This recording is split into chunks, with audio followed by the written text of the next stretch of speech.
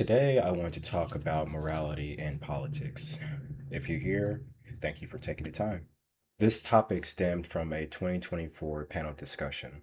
And as a disclaimer, I'm only referencing this point and I'm not assigning speakers any position of what has happened since then. But So why does it matter let's though? Because actually, at the end of the day, because the morality is not going to put money in your pocket. It's not going to put fruit in your refrigerator. Brother, You know, I'm gonna people listen. like, Listen, look, brother, look, listen. if I'm getting evicted today, if Listen. I'm being evicted today, then why does the president's morality matter? Listen, The argument is pretty simple. Why does morality matter if it doesn't pay the bills? And frankly, we're seeing that answer today in real time, ranging from recent ICE incidents, the Epstein contradictions and cover-ups. It's pretty obvious that the standards have shifted quite a bit, and unfortunately in plain sight as well. My personal opinion, there are moments that there really isn't a gray area. And it makes me start to wonder, when did we, the American people, accept that bending the truth, holding those accountable for their actions, and when characters stop mattering as long as the market is looking good? The Dow right now is over. The Dow is over $50,000. I don't know why you're laughing. It's a good thing that Dow is over 50,000. So morality, I'm not talking in the sense of perfection. I'm not talking in the sense of religion. I'm talking in the sense of the basic standards within our government. As hard as they might say it is, we expect you to simply tell the truth, follow the law, hold the correct people accountable. And really, that's it. Some say that right and wrong is subjective. However, lying within the public office under oath, at that point, that's really not for a complicated discussion of where the gray area lies. The government either follows the law or it doesn't. Voters start to say, what's the point? They're going to get away with it. That's the whole goal. They want you to stop expecting better. They want you to believe that nothing else can change. And as Trump said himself, he loves the poorly educated. And not to mention, they're literally laughing in your face while lying to you. And I'm referencing Howard Lutnick's comment in regards to Jeffrey Epstein. I wanted to walk through some defining examples from Trump over the last decade, especially leading up to this debate, and that's the crazy part. First, we have the access to Hollywood tape. Donald Trump openly discussed about assaulting women, and he dismissed it as nothing more than locker room talk. So we'll roll the clip. You called what you said locker room banter. You described kissing women without consent, grabbing their genitals. That is sexual assault. You bragged that you have sexually assaulted women. Do you understand that? No, I didn't say that at all. I don't think you understood what was said. This was locker room talk. I'm not proud of it. I apologize to my family. I apologize to the American people. So I appreciate that he apologized to the American people. I wanted to ask, should this even be up to debate? The fact that he could openly discuss this type of behavior and be presented the opportunity to be president of the United States, the bar of entry has been lowered. It was lowered, okay? It's either acceptable for the president of the United States to conduct themselves in this behavior, or it isn't. Either we decide to normalize this type of behavior, or we decide to hold it accountable. No ifs, ands, or buts, because the market is doing well. And to talk about the Charlottesville in 2017. James Field, a self-identified white supremacist, rams his vehicle into protesters, killing 1 and injuring 35. And Trump's response to that, there are very fine people on both sides. And you had some very bad people in that group, but you also had people that were very fine people on both sides. You had people in that group, excuse me, I saw the same pictures as you did. So if he saw the same pictures as everyone else did, a man drove his car into a crowd of protesters, killing 1 and injuring dozens. That should not be a complicated area. There should be no gray areas in this remark. Either we're going to condemn it or we're not, right? That should be obvious. And yet, instead of moral clarity and condemnation, it was very fine people on both sides. So we're just going to continue to lower the bar there a little bit. So next, I wanted to highlight the January 6th institutions, right? So in 2020, the election came and passed, and there was repeated claims that the election was stolen. Then January 6th came, our U.S. Capitol was stormed, police officers were assaulted, lawmakers were rushed into hiding, fearing for their lives, and members of Congress were threatened with execution. So either attacking law enforcement is either a crime or it's not. Threatening government officials is either a crime or it's not. There shouldn't be any confusion in that. And that's pretty much just the stance I have, that I feel like a lot of these incidents are common sense solutions, right? But we, for whatever reason, decide not to go with that way of thinking. And yet, individuals such as Jared Wise, who is captured on video urging rioters to kill police officers. Attorney General Bondi, that man works for you now, right? Who was that, Congressman?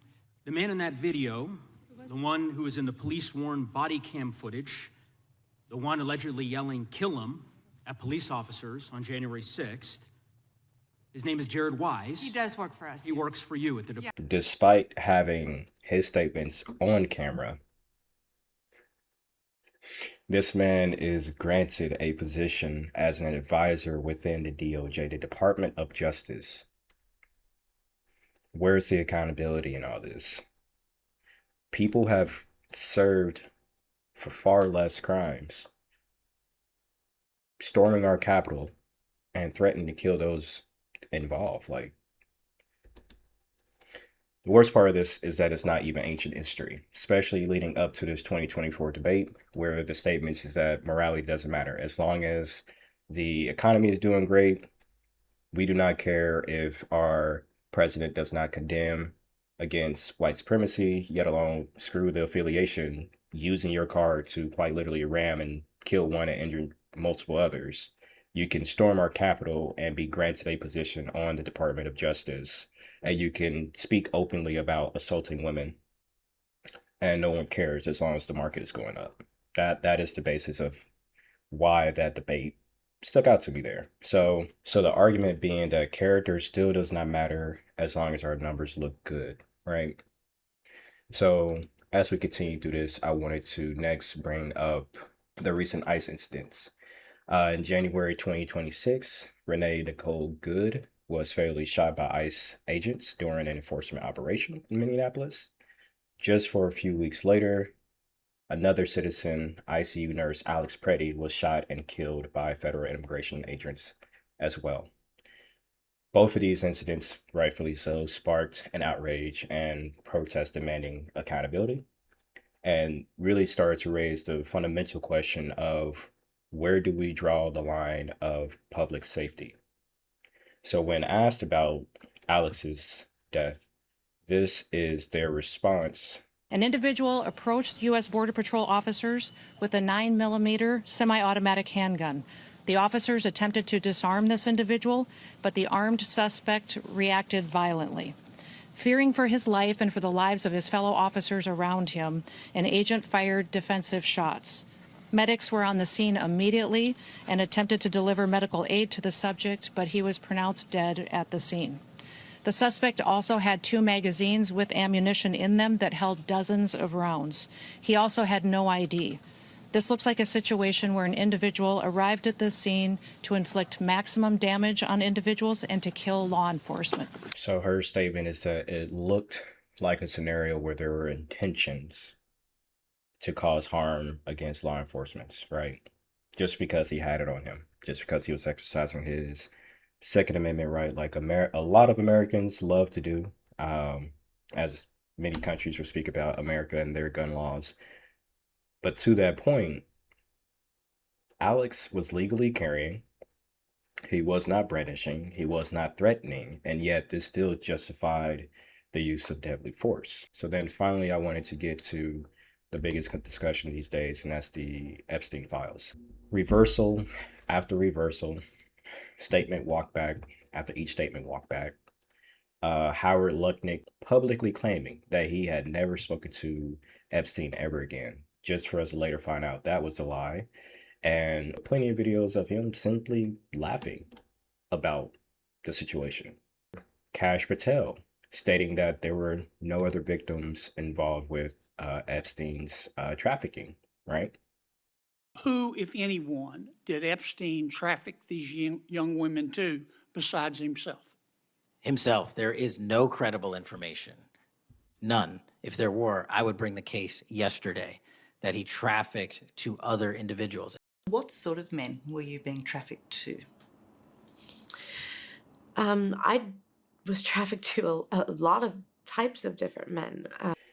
The information that you have as the director of the FBI is limited. All right. Other leaderships within the FBI have declined meeting with these victims, right? We'll roll that clip. And victims who are here, please stand up one more time. Just by show of hands, how many of you or your loved ones actually have met with the Department of Justice and provided testimony and estimate and evidence? None. And of those of you who have not met, which is everyone, how many of you have reached out either individually or through a lawyer or representative to offer to provide testimony and evidence? All of them. And of those of you, all of you who have reached out, how many of you were denied or ignored by the Department of Justice? All of them. So to not play the entire clip, he even goes to offer to say, if you wish to still speak with Pam Bondi, how many of you would still be offering to do so? Of course, all of them, right? Seriously, y'all. The Congress passed the Epstein Transparency Act, requiring that the victims' names are redacted, and yet we are given hundreds and hundreds and hundreds of sheets, thousands of files that are pretty much just black boxes at this point, and yet they failed to redact the victims per the Transparency Act. I really, again, this isn't even a debate about political sides. At this point, I'm just walking through this process here. So regardless of the party, that should concern everyone, okay? When your attorney general appears dismissive at these court hearings, when the president treats the files like old news, quickly dismissing them, saying, you guys are still talking about that? Why are we still talking about that? Shouldn't that spark a few people's concerns, right? And yet some people still try to defend this behavior, right? And the age-old usual response being, well, the Democrats didn't do anything when they had the chance. Well, now the Republicans are in office after campaigning that they will release the files after they won their presidency, right?